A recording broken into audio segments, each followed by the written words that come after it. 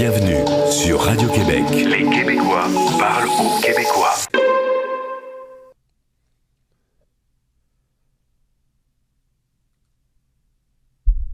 Alors bonsoir tout le monde, bienvenue dans ce, je ne sais pas si j'appellerais ça un web journal, dans ce petit récapitulatif de ce qui se passe dans le processus de reconquête des institutions politiques américaines.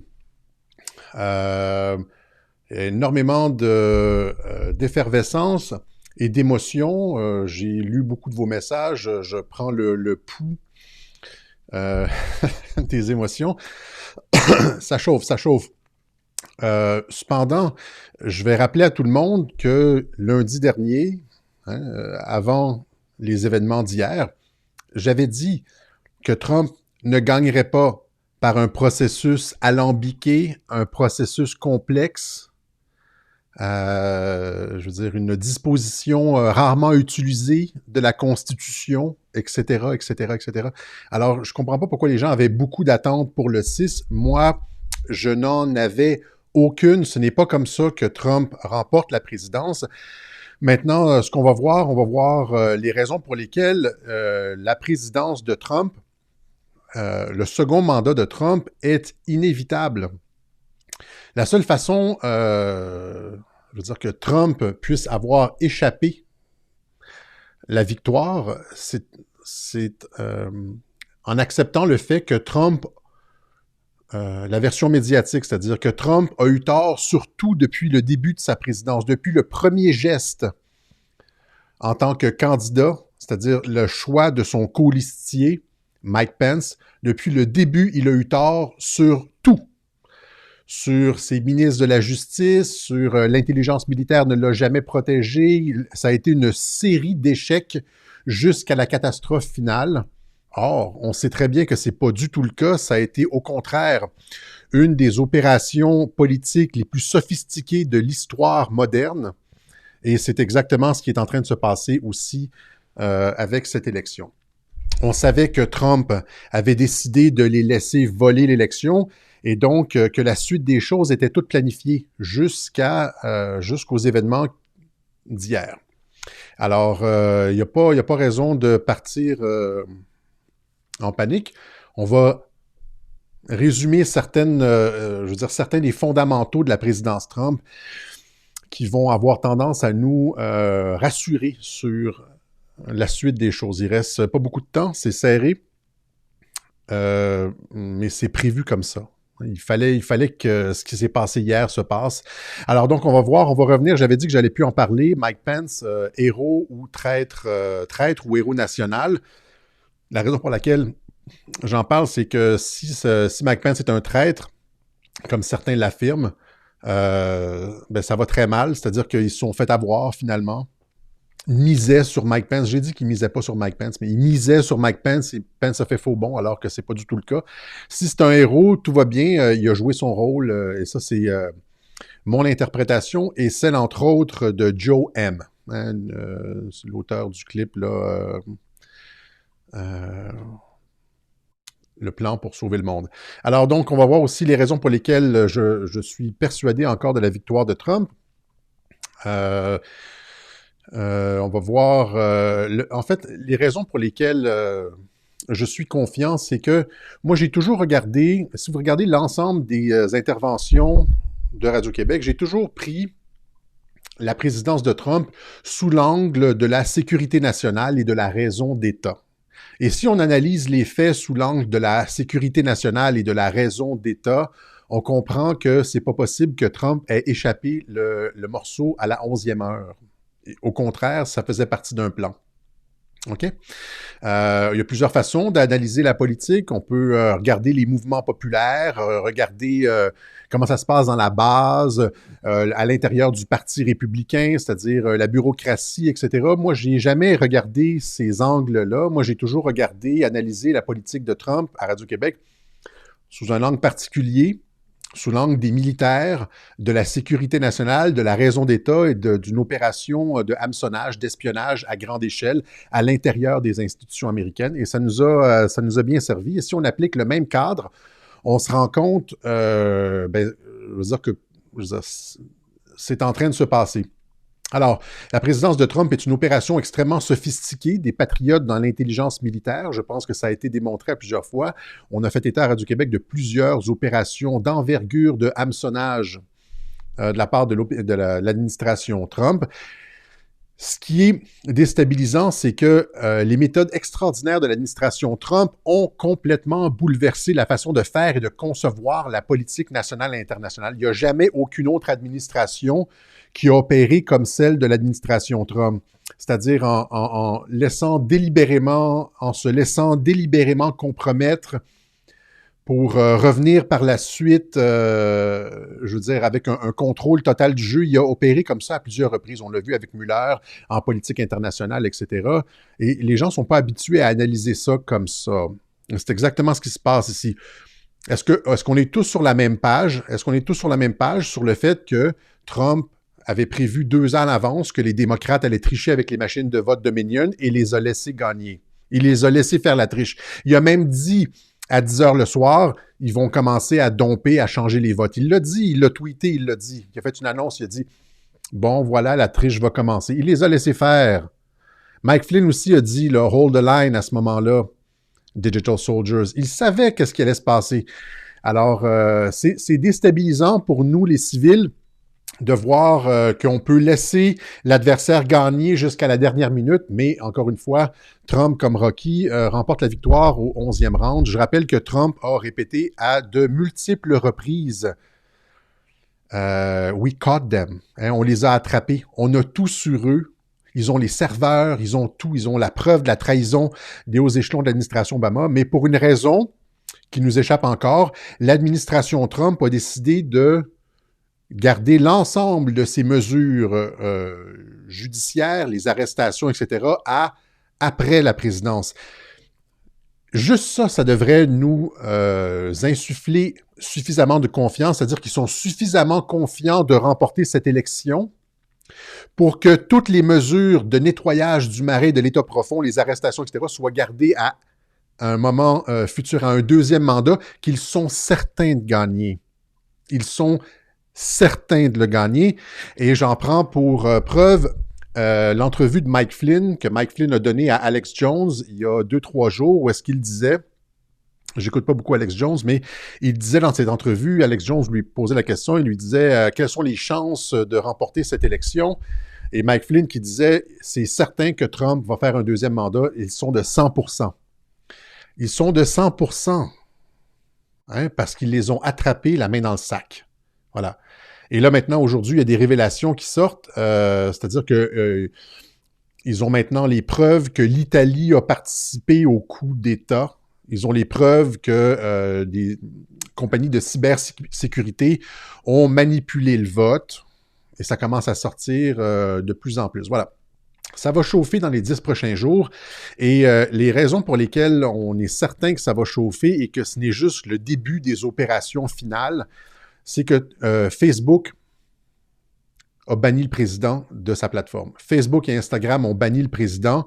Twitter a censuré le président hier, 2 vidéos du président, les 3 derniers tweets, vidéos, etc.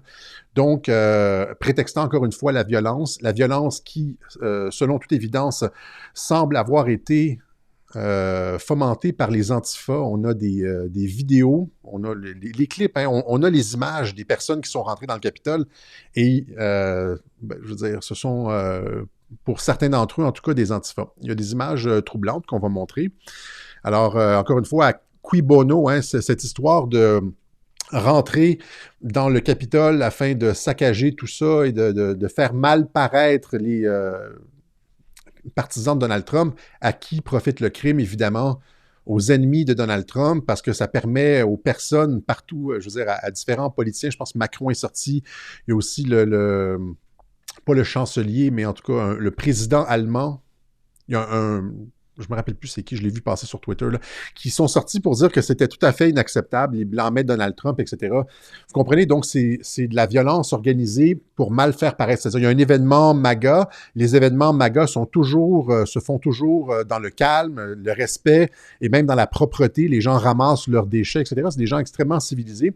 Là, tout d'un coup, ça aurait sais, des gens masqués avec des lunettes là, seraient rentrés avec des casquettes MAGA, là, puis auraient saccagé l'intérieur du Parlement. Ça ressemble tellement pas à de... C'est pas la signature des partisans de Donald Trump, c'est la signature des Antifa. Et tant qu'à y être, puisqu'on est là-dessus, il y a des images, hein. On les a vues, c'est-à-dire des gens à l'intérieur du Parlement, des gens de la section Philadelphie des Antifa. Ils sont à l'intérieur du Parlement. Il y a aussi l'espèce de viking qu'on a vu dans les marches Black Lives Matter et dans les marches pour le climat en 2019. Donc, d'étranges partisans de Donald Trump. Donald Trump avait tweeté, d'ailleurs, il y a à peu près 3 semaines, 2 ou 3 semaines, il avait dit qu'il savait que les Antifas s'en venaient à Washington. Il avait dit « Faites attention, on vous surveille ». C'est un tweet qu'il avait lancé. Et ici, le représentant Mo Brooks, to Newsmax TV, et il y a eu de l'intelligence, de l'information à l'effet que, et des preuves à l'effet que les Antifas sont derrière la violence à Washington. Okay? Il y a aussi des preuves de la participation de la police à l'événement. Je vais passer rapidement là-dessus parce que ce n'est pas nécessairement mon propos, mais je vais vous montrer rapidement les images. Ici, on voit la police qui ouvre les barricades et qui dit aux gens « Allez, allez, rentrez, rentrez ». C'est la police du Parlement, probablement contrôlée par les démocrates, qui fait rentrer les manifestants sous un autre angle. La police qui ouvre les barricades et qui laisse rentrer les gens. Voilà. Venez-vous-en, venez-vous-en, venez-vous-en. On essaie de faire passer ça sur les partisans de Donald Trump. Là, ici, un autre clip où est-ce qu'on voit des partisans de Trump essayer de protéger la police. Oui, les partisans de Trump, comme à leur habitude, puisque Trump est généralement du côté de la police, de law enforcement, les partisans de Donald Trump qui essaient de calmer ces agresseurs masqués qu'on essaye de nous faire passer pour des partisans de Donald Trump. Hein? Regardez ça. Regardez le bonhomme ici, en plein milieu de la caméra, avec ses lunettes fumées, sa tuque et son bandana et sa caméra. Ça a 100% l'attitude d'un antifa. Ici. Alors, ils n'ont pas du tout le profil de partisans de Donald Trump. Et j'explique encore une fois, je prends l'occasion de vous expliquer les raisons pour lesquelles on a arrêté de faire des manifestations ici au Québec. C'est parce qu'il y avait toutes les indications que les manifestations, que l'État profond québécois, canadien, allait tenter de fomenter de la violence et de nous faire passer ça sur le dos pour nous discréditer. C'est la raison pour laquelle on le sentait. On l'a vu d'ailleurs avec le reportage de Enquête qui essayait de nous lier à la violence alors qu'on a toujours été pro-pacifique. Il y aurait eu, par exemple, une Xème manifestation devant l'Assemblée nationale et là, il y aurait un petit groupe infiltré, des antifas infiltrés qui auraient commencé à tapocher les policiers, à essayer de charger le Parlement et ça serait retombé sur nous et ça aurait rejailli sur l'ensemble du mouvement de contestation. Et donc, on sentait l'arnaque qui s'en venait au mois d'octobre, le piège de la part du gouvernement. Et c'est pour les raisons pour lesquelles, en tout cas, moi, j'ai choisi d'arrêter les manifestations parce que ça s'en allait dans cette direction-là. Et là, il y a le concert de critiques internationales contre le président Trump disant qu'il est violent, etc. Ce sont des stratégies de l'État profond. Ils avaient fait la même chose en 2019 avec la fusillade de Christchurch. Ils avaient fait passer la fusillade de Christchurch alors que ça avait été publié sur Facebook Live. Le gars avait supposément remis son manifeste sur 8chan, hein, l'endroit où QAnon postait ses messages, et ils ont utilisé ça pour fermer 8chan, donc pour fermer le clapet à QAnon, prétextant la violence, mais Facebook Live n'avait pas été affecté alors que c'est le lieu où la violence avait été publiée en direct. Bon, ils opèrent comme ça régulièrement. Ils le font encore une fois ici. Il ne faut pas tomber dans le panneau. Nous autres, on a, comme je dis, au Québec, évité ce piège au mois d'octobre dernier. Voilà. Alors, maintenant, ils ont bloqué le président. Je vais immédiatement aujourd'hui, à ce moment-ci, juste faire une parenthèse parce qu'on est probablement les prochains à être censurés. J'espère que mon live va se terminer sans censure de la part de Twitter. On sent que ça s'en vient, on sent qu'il va y avoir un blackout dans les communications. Donc, vous avez ici, vous pouvez nous retrouver sur Rumble, vous pouvez nous retrouver, si vous avez l'adresse, faites une capture d'écran, rumble.com, user Radio-Québec, sur VK. VK, c'est l'endroit où est-ce que je vais pouvoir avoir des lives. VK, il y a la possibilité de faire des directs. Je vois beaucoup de personnes sur VK d'ailleurs.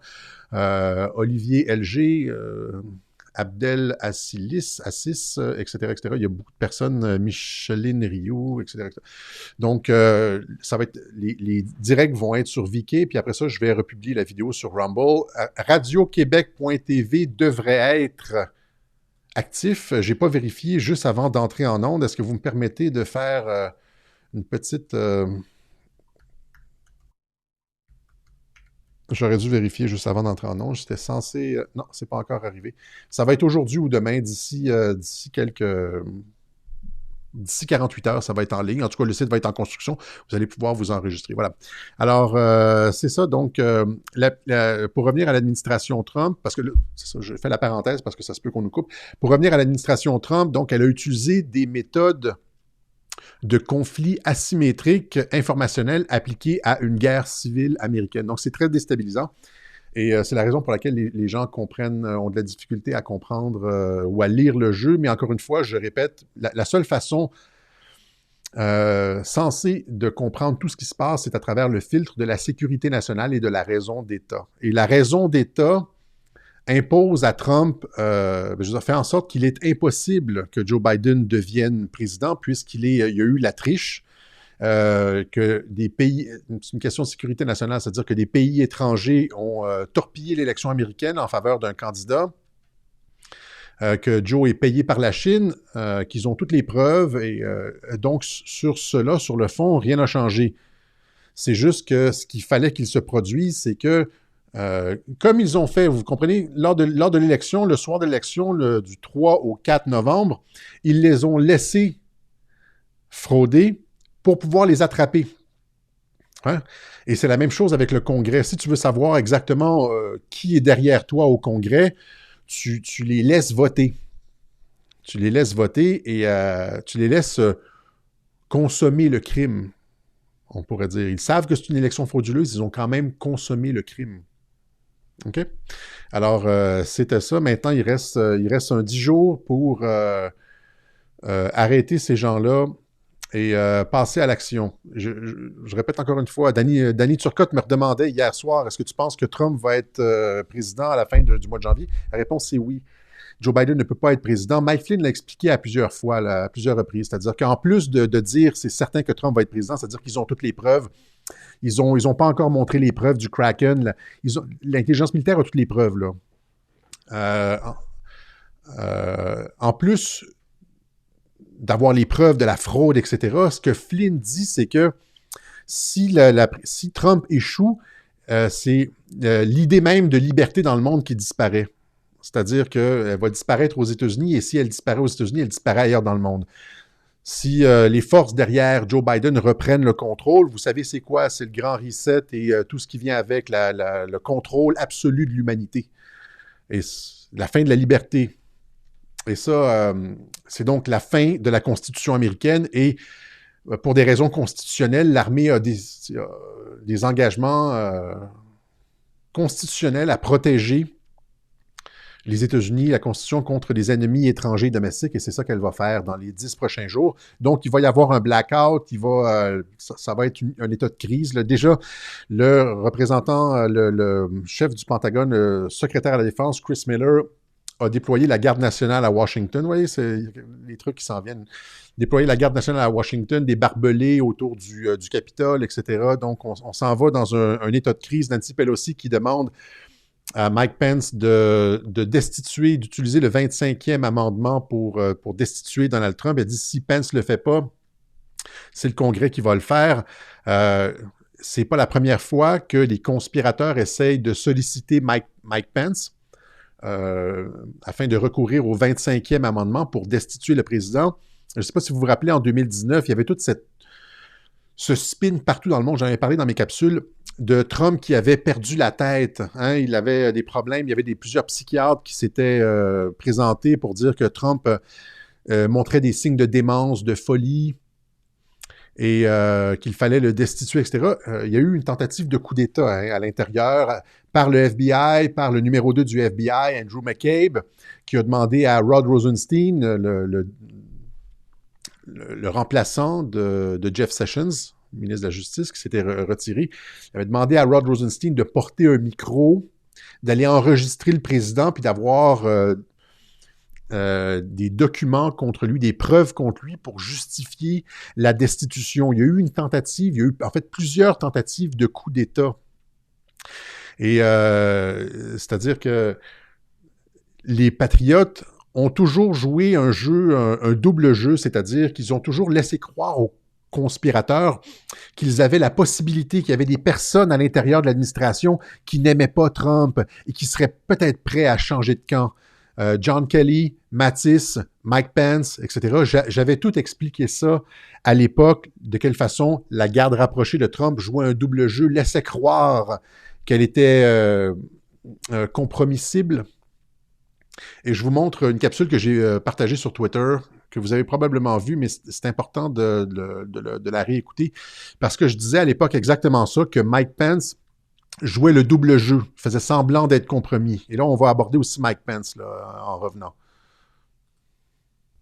Alors, l'entrevue de 60 Minutes nous montre à quel point Joe McCabe et ses co-conspirateurs étaient sérieux dans leur volonté de destituer le président Trump, mais destituer un président démocratiquement élu, ça se fait pas en claquant des doigts. Il y a notamment 2 ingrédients essentiels pour invoquer de façon réussie le 25e amendement. Ça prend notamment des appuis au sein de l'exécutif. Il faut que les ministres de Donald Trump soient d'accord avec l'invocation du 25e amendement. Et d'autre part, ça prend la légitimité populaire. Alors, en ce qui concerne des appuis au sein de l'exécutif, vous avez remarqué à travers 2017 et 2018 qu'il y a eu des fuites contrôlées par la Maison-Blanche qui ont eu tendance à faire croire à l'État profond qu'il pouvait avoir des prises au sein de certains membres du cabinet. Dont Pence, dont John Kelly, qui sont les appuis les plus solides du président. Ces livres qui ont été publiés, hein, James Wolfe, Treason avec Trump et l'autre du journaliste Woodward, il les a laissés aller dans la Maison-Blanche et écouter les conversations. Ils ont écrit des livres qui alléguait qu'il y avait les membres de l'administration de Trump étaient insatisfaits du président, qu'il était chaotique, qu'il était enfantin, qu'il était sur le bord de la trahison, etc. Alors que dès qu'on leur a demandé de fournir les preuves de ce qu'ils avançaient, ils en étaient incapables c'était toujours des oui-dire. C'était des fuites contrôlées par la Maison-Blanche pour laisser croire à l'État profond qu'il y avait une prise potentielle au sein de son administration.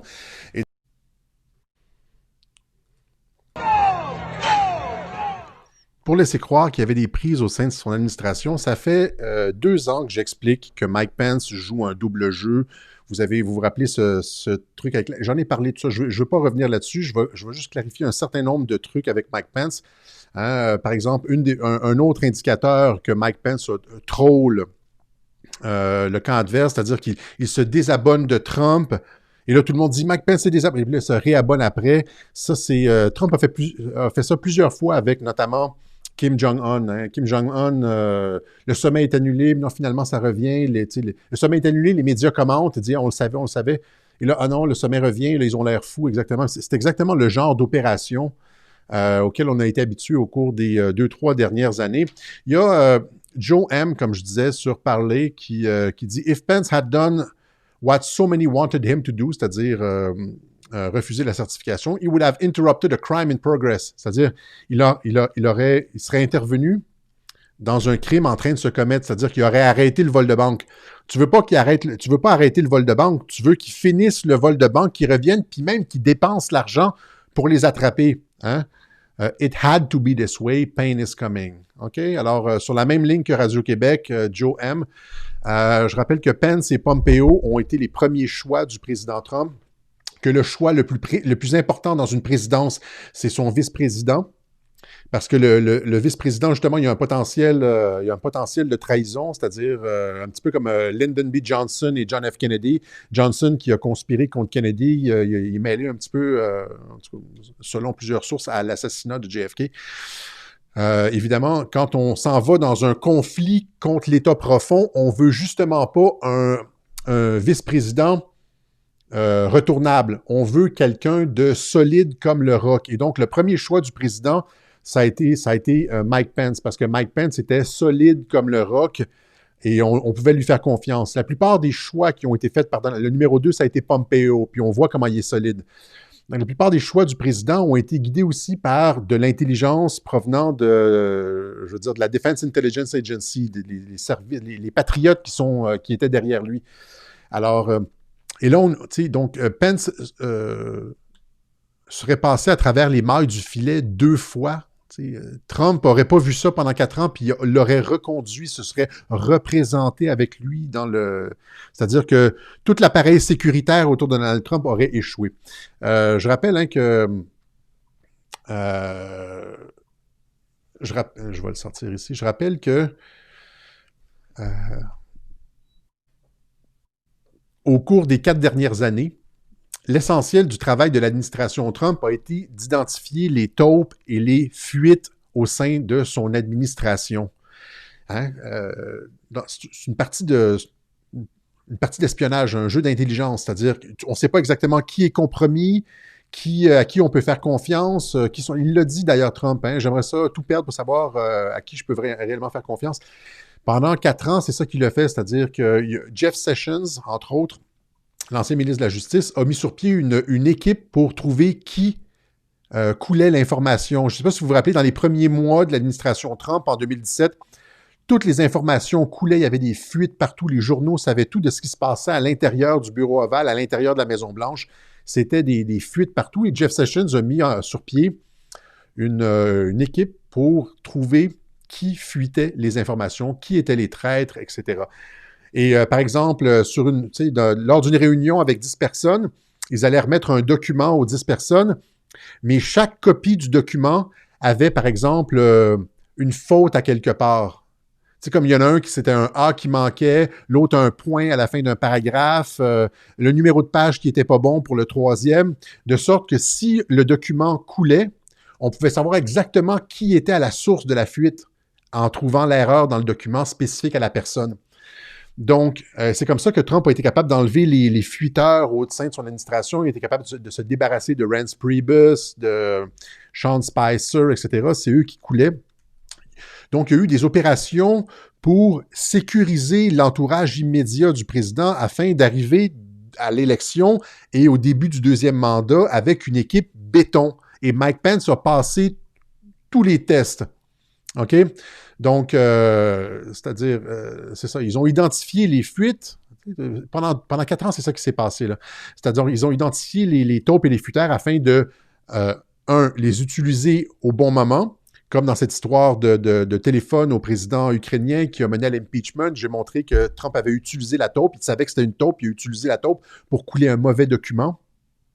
Laisser croire à l'état profond qu'il est en contrôle, donc tu gardes les taupes près de toi pour laisser croire à l'état profond qu'il est en contrôle, mais hop, tu t'en débarrasses à la dernière minute, comme avec Christopher Krebs, le responsable de la cybersécurité. Ils l'ont gardé en poste jusqu'à la dernière minute, jusqu'à l'élection, pour que les démocrates se sentent en sécurité puisqu'ils fraudent. Et puis après ça, dès l'élection passée, hop, il s'en est débarrassé.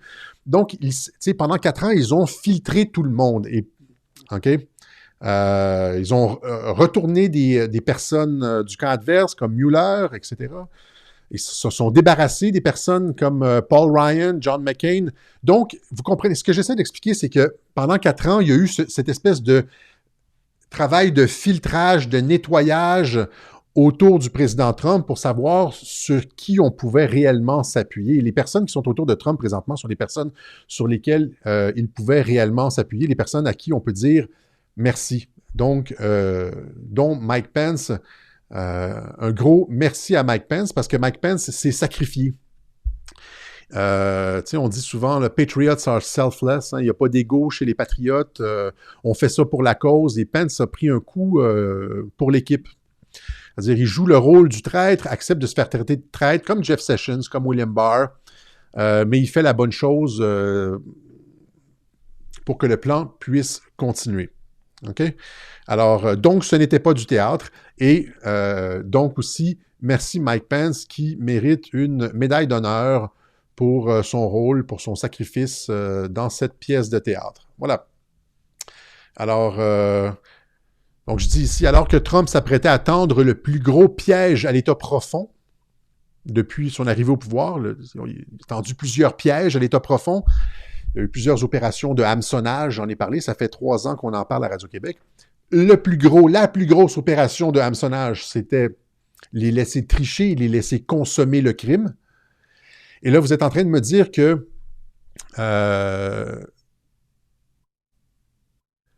il allait entrer dans la plus grosse opération d'hameçonnage sans être certain de la fidélité de Mike Pence. Il ne l'a jamais testé, Mike Pence. Vous ne pensez pas qu'il l'a testé, Mike Pence? Voilà. Alors, l'État profond pensait réellement piéger Trump et le destituer avec l'enquête Mueller. Si Pence avait été un traître, il aurait facilité le plan Mueller pour remplacer le président en 2019. Je rappelle que lorsque Mueller allait déposer son rapport pour destituer le président, il y a des gens comme John Brennan, l'ancien chef de la CIA, qui disait, Trump va être destitué. Une semaine avant, il passait, je pense, à Larry King, et il disait, je sais que le rapport s'en vient la semaine prochaine, et tout indique que Trump va être destitué. Ils étaient certains que Mueller allait destituer Trump, et moi j'avais dit non. Et Mueller a fait faux bond à Trump. Donc, à ce moment-là, si Pence avait eu à frapper, il a eu tout le loisir de le faire avec Mueller. Trump, il ne l'a pas fait, il n'a pas pris la place de Trump, et Trump lui a reconduit sa confiance. Pence est solide comme le roc, et c'est la raison pour laquelle Trump s'est représenté avec lui, et donc que ce que Pence a fait hier, c'était prévu, et ça pave la voie à la suite des événements. OK? On va terminer ici avec ça. Donc, Trump qui dit « We caught them », ils ont tout ils ont toute la preuve matérielle nécessaire. Ils ont les affidavits, les témoignages, ils ont les serveurs, ils ont les vidéos sur l'ensemble des crimes de l'État profond, que ce soit la trahison, par exemple les crimes d'Uranium One, ils ont probablement Benghazi, ils ont tout le Obamagate, la tentative séditieuse de destitution du président. Ils ont, je veux dire aussi, la même chose avec l'impeachment. Ils ont, et aussi finalement, la fraude électorale. J'en oublie quelques-uns probablement. Là. Ils ont l'ensemble des preuves pour tous les crimes. Ils ont choisi de repousser ça plus tard. Et là, pensez comme il faut. Est-ce qu'ils prendraient le risque s'ils n'étaient pas certains de gagner, comme le dit Mike Flynn? Mike Flynn dit c'est certain. S'ils n'étaient pas certains de gagner, pensez-vous qu'ils auraient gardé toutes les preuves, tout ça, ils auraient repoussé ça à plus tard? La réponse, c'est non. Ils s'en seraient servis avant. Si ça avait été incertain, ils s'en seraient servis en 2020. Or, ils ne l'ont pas fait. Ils le gardent à plus tard parce qu'ils sont certains de l'emporter. Même chose avec l'enquête Durham, etc. Voilà. Alors, pour que Trump, comme on le pense, là, ait perdu et que ce soit fini, il aurait fallu que tous ceux avec lesquels il s'est entouré aient eu tout tort. C'est-à-dire que William Barr a eu tout faux, que Sessions a eu tout faux, que Mike Pence a eu tout faux, qu'il était finalement un traître, que le général Flynn n'ait rien compris, que Sidney Powell soit une menteuse, que Durham aussi était un traître, que l'admiral Rogers de la NSA, qui était venu avertir Donald Trump, lui aussi qu'il est... parce qu'il a tout balancé, il y a eu des témoignages sous huis clos au Congrès, que toutes les audiences soient à huis clos du Congrès, etc. Que tout ça, que Nakasone, que l'ensemble du système ait échoué, que Mattis ait échoué, et donc, finalement, que Trump ne se soit entouré que d'incompétents et qu'il se soit mis les pieds dans les plats pendant 4 ans. Or, on a vu que ça n'a jamais été ça. Ça n'a jamais été ça. Alors, il reste un 10 jours, OK? Où est-ce que les choses vont se passer? Ils vont suspendre le président, il va y avoir des mouvements de troupes, il va y avoir un blackout, et on ne sait pas qu'est-ce qui va sortir. Donc c'est ça que j'ai à dire, c'est-à-dire que on n'est pas certain de ce qui s'en vient, on n'est pas certain de la façon dont le plan va se dérouler exactement, comment il va aboutir au 20 janvier avec la présidence. Est-ce que Joe Biden va capituler face je veux dire, à l'ensemble des preuves de fraude et de trahison qui vont être déposées contre lui? L'armée n'a pas encore agi. Hein? Est-ce que c'est ça ou c'est autre chose? On ne le sait pas. La seule chose qu'on sait, c'est que ça fait 4 ans que des gens hyper compétents se préparent pour ce moment, que c'est le moment le plus important de la présidence de Donald Trump et que c'est bien planifié. Voilà. Alors, si on regarde la façon dont ils ont agi, si le passé est garant de l'avenir, comme on dit, si le passé est garant de l'avenir, les Patriotes ont déjà gagné. OK? Il faut juste marcher encore un peu à travers le brouillard de la guerre pour se rendre à la ligne d'arrivée. Voilà. OK. Alors, est-ce qu'on a autre chose? C'est ça, donc, si l'ensemble de la présidence Trump correspond à une gigantesque opération de hameçonnage. C'est juste ça qu'ils ont fait depuis le début. C'est pas autre chose pour l'élection, la fraude électorale et la certification du vote. Maintenant, c'est à eux d'agir. Voilà. C'est à peu près ça que j'avais à vous dire. Donc, étant donné que ce sont des gens compétents qui ont confiance en l'avenir puis qui nous ont montré qu'ils étaient extrêmement habiles au cours des 4 dernières années, il y a très peu de chances que le plan échoue. Voilà. Alors, on garde le cap et on ne démoralise pas. On sait que ça va brasser dans les 10 prochains jours. Autre chose?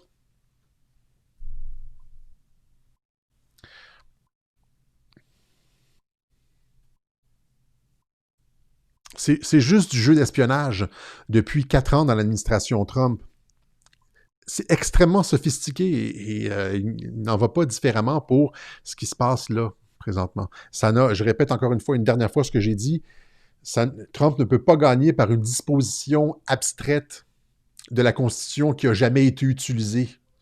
De croire que Trump avait misé sur un renversement par Mike Pence et un truc de, comment je pourrais dire, alambiqué devant le Sénat et le Congrès, c'est pas connaître l'homme. J'ai dit qu'il fallait que ce soit clair et manifeste aux yeux de tous. Et c'est ça qui va se passer, c'est ce qu'on attend là. Voilà. Ah, c'est ça. Comment Trump a gagné en 2016? Exactement. Alors, en 2016, il y avait les mêmes machines Dominion. Hillary était certaine de gagner. Même si elle s'effondrait, qu'elle a des problèmes de santé et tout, elle était certaine de gagner. Parce que maintenant, les politiciens n'ont plus besoin de la population. Ils contrôlent les maisons de sondage, ils contrôlent les médias, les maisons sont capables de faire le buzz avec des faux sondages et produire après ça le résultat électoral escompté avec les machines de vote Dominion. Ils n'ont plus besoin de la population. Et donc, ils étaient certains, indépendamment de la valeur du candidat, ils étaient certains que Hillary allait rentrer. Mais il s'est passé quelque chose, justement. Dans 5 États, encore une fois, les 5 swing states, c'est ce que tout le monde dit. Je pense même que Dan Bongino en a parlé, c'est-à-dire que le vol a été rendu impossible. Est-ce qu'il y a eu un blackout d'Internet? Ils ne s'y attendaient pas. Ils n'ont pas pu changer le vote avec les machines Dominion. Les machines Dominion ont été bloquées, cyberguerre, etc. Et finalement, le vote de Trump est rentré. Il y a eu une intervention de la part probablement de la NSA, des Patriotes, pour empêcher le vol. Une opération cybernétique afin d'empêcher le vol. Voilà. Et là, il l'aurait laissé passer en 2020. C'est-à-dire, il est passé en 2016 alors que c'était 1000 fois plus difficile. Et là, 4 ans plus tard, avec 4 ans de réparation et de contrôle de l'appareil gouvernemental, les forces, l'armée derrière lui, etc., le contrôle de la NSA, tout ça, il n'aurait pas été capable de passer. Utiliser la raison pure. Souvent, on est mené, comment je pourrais dire, on se laisse aller à nos sentiments. C'est-à-dire, on est déçu, rester sur la logique pure. La logique pure dicte que Trump ne peut pas perdre. C'est juste la peur d'être déçu qui fait qu'on abandonne. Vous comprenez? C'est la peur d'être déçu qui fait qu'on abandonne. Mais si on suit la logique, Trump a gagné et il va se retrouver dans un deuxième mandat, c'est certain.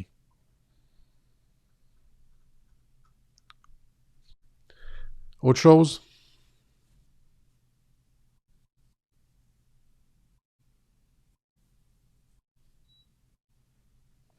Ben oui, il jouait au golf le lendemain de l'élection. Alors, encore une fois, il joue au golf au lendemain de l'élection.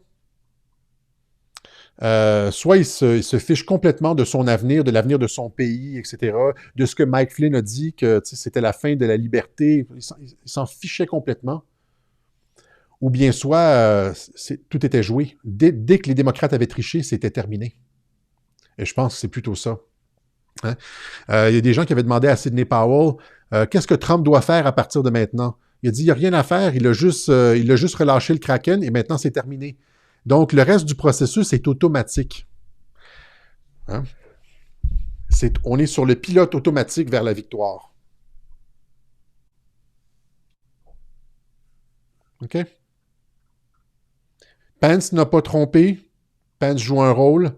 Moi, je vais juste dire, mon chapeau à Mike Pence, là. Hats off to Mike Pence for his patriotic duty, having fulfilled his patriotic duty. You are a true hero and a patriot, sir. Voilà. Autre chose, je pense on va juste remercier les gens qui ont fait des contributions à Radio-Québec. Merci beaucoup. Merci à ceux qui nous permettent de continuer à faire de l'information. C'est grandement apprécié. Alors, regardez, surveillez bien ça parce qu'on pense que nos jours sont comptés sur Twitter. On ne l'espère pas, mais voyant ce qui s'en vient pour la suite des événements, là, ils vont bloquer le président. Il va probablement avoir sur Twitter et sur d'autres sites une purge équivalente à celle qui a eu lieu sur Facebook et sur YouTube juste avant l'élection.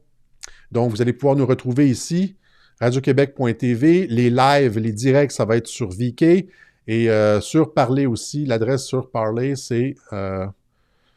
Radio-Québec. De toute façon, sur le site ici, si vous allez à radioquebec.tv, sur le site, il va y avoir toutes les informations, les coordonnées. Alors, là, il n'est pas encore en onde. Là. Je pensais qu'on allait être en onde, il allait être en ligne rapidement. Il ne l'est pas. Mais d'ici 48 heures, ça va être en ligne et vous allez avoir toutes nos coordonnées, tous nos nouveaux vidéos, tout va se retrouver là, ici, sur radioquebec.tv. Questions, commentaires?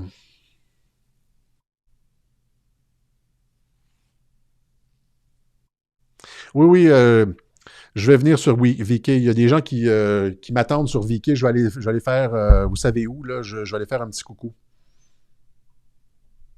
Ça fait longtemps que je peux aller sur VK.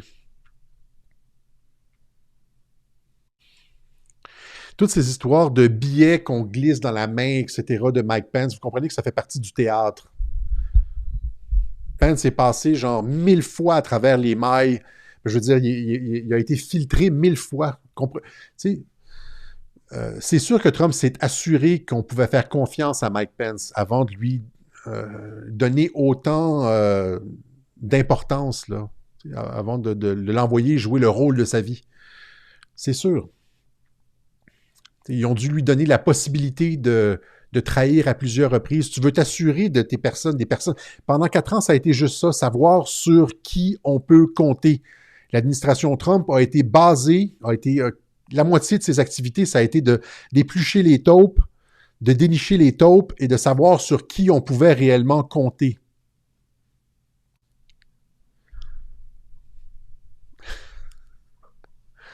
Voilà. Et les accusations de Linwood, oui, c'est ça. Bon, j'en ai parlé dans mon dernier webjournal, les accusations de Linwood. Encore une fois, si ce que Linwood dit c'est pour jeter un écran de fumée, là, si ce que Linwood avait dit était vrai, si ce que Linwood a dit était vrai, Trump l'aurait su et ne se serait pas représenté contre Mike Pence, évidemment. Là. Pensez que l'intelligence militaire filtre ces gens-là. Les gens, avant que Trump nomme quelqu'un, là, imaginez le background check, là, les antécédents qui sont vérifiés. Vice-président des États-Unis, imaginez les antécédents, comment on vérifie les antécédents. C'est le plus haut niveau de sécurité nationale possible atteignable.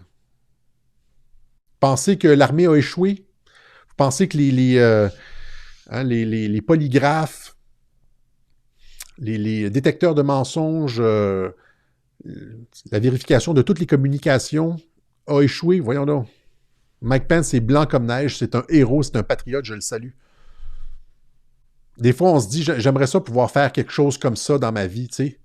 J'aimerais ça pouvoir me sacrifier, avoir la chance de montrer du courage face à l'adversité, avoir la chance de sacrifier, avoir de se prouver. Avant, il y avait ça, hein, dans la masculinité, il y avait ça un peu, c'est-à-dire que on fuyait pas le danger. Il y avait cette idée d'avoir la chance de montrer de quoi on était fait. Et le Mike Pence l'a fait. Il n'y a aucun risque de troisième guerre mondiale. Encore une fois, les tensions internationales sont convenues. C'est un privilège de pouvoir se sacrifier finalement. Hein. Si vous connaissez comme, vous êtes un peu dans l'histoire classique, les grands généraux, les grands héros, etc., cherchent des façons de briller ou de se sacrifier ou de penser aux 300 Spartiates, penser à... C'est ça qu'on cherche. On cherche... C'est comme ça qu'on atteint la gloire. La bravoure, exactement. Il y a des femmes qui ont du courage aussi, tout à fait, évidemment, c'est... Alors, c'est ça, est-ce qu'on va garder ça court? Je voulais pas que ce soit un très grand web journal. Si vous vous asseyez et vous réfléchissez 30 secondes à Mike Pence, au fait que Trump se soit représenté avec lui, au fait que Mike Pence a toujours participé aux opérations de hameçonnage afin de piéger l'État profond, qu'il a eu la chance de trahir par le passé, il ne l'a jamais fait, qu'il a été filtré, ça a été le premier choix du président Trump, donc c'est un choix béton, le choix le plus important de toutes ces... S'il y a eu faux sur Mike Pence, il y a eu faux sur tout le reste. Or, c'est pas le cas. Voilà. Alors, étant donné que Pence est solide, ce qu'il a fait hier, c'était prévu, ça fait partie du plan, et donc ça ouvre la porte à toutes les opérations qui s'en viennent là, dans les 10 prochains jours. Gardez confiance, ça s'en vient. Exactement, ils ont tout gardé pour la fin. S'ils n'étaient pas confiants de l'emporter, pourquoi ils garderaient tout pour la fin avec la possibilité de tout perdre s'ils n'étaient pas certains? Juste cet argument-là. Ils ont tout repoussé. Tu sais, la paix avec la Corée du Nord, la paix dans le Moyen-Orient, la paix avec l'Iran, les relations avec la Russie. Ils ont tout repoussé. Je veux dire, les arrestations de la haute administration Obama, ils ont Uranium One et tout ça, les Clinton, ils ont tout repoussé au second mandat. S'ils n'étaient pas certains de gagner, avec le président joue au golf le lendemain de l'élection, s'ils n'étaient pas certains de gagner, ils n'auraient jamais fait ça. Ça, c'est un argument. Et pensez à la confiance de Mike Flynn, qui dit c'est sûr qu'on a gagné, et plusieurs des militaires. Voilà. Voilà. Autre chose?